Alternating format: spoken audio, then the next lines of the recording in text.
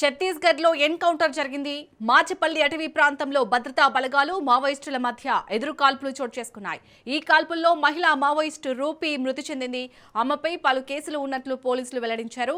సంఘటనా స్థలంలో ఆయుధాలు, పేలుడు పదార్థాలు స్వాధీనం చేసుకున్నారు. ప్రాంతంలో ఇంకా కూంబింగ్ ఆపరేషన్ కొనసాగుతుంది.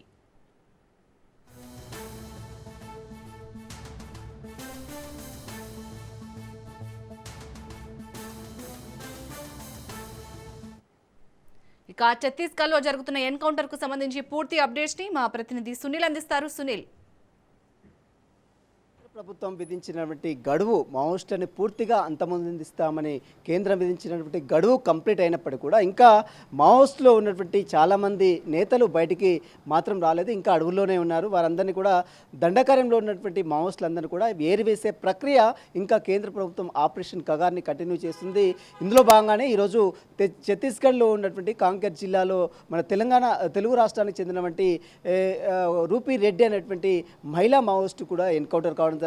ఇప్పుడు కుమ్మింగ్ ఆపరేషన్ మాత్రం ఇంకా కంటిన్యూగా కొనసాగుతూనే ఉంది. ఇటీవల కాలంలో మనం చూసాం ఛత్తీస్గఢ్ నుంచి కూడా చాలామంది తెలంగాణ రాష్ట్రానికి వచ్చి దాదాపు 42 మంది మావోయిస్టులు తెలంగాణ డీజీపీ శివధర్ రెడ్డి ఎదుట లొంగిపోయినటువంటి దృశ్యాలు కూడా చూసాం. ఆ తర్వాత మళ్ళీ గతంలో దాదాపు 120 మంది మావోయిస్టులు తెలంగాణ ముఖ్యమంత్రి రేవంత్ రెడ్డి ఎదుట కూడా లొంగిపోయిన దృశ్యాలు కూడా మనం చూసాం.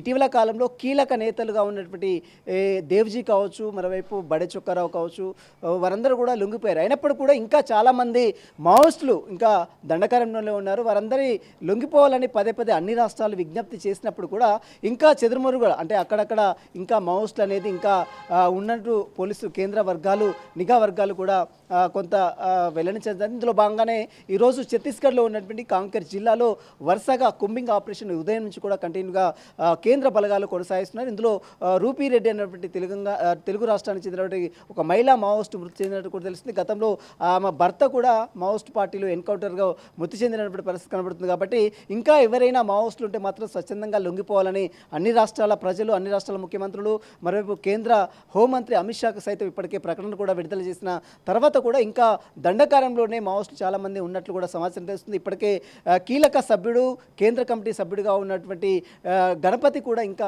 ఆచూకీ లభించలేదు. అతని కోసం కూడా పోలీసులు అయితే ఇంకా దాడులు అయితే కొనసాగిస్తున్నారు. అతని కోసం కూడా రిస్క్ ఆపరేషన్ ఇంకా కంటిన్యూ కొనసాగిస్తున్నారు.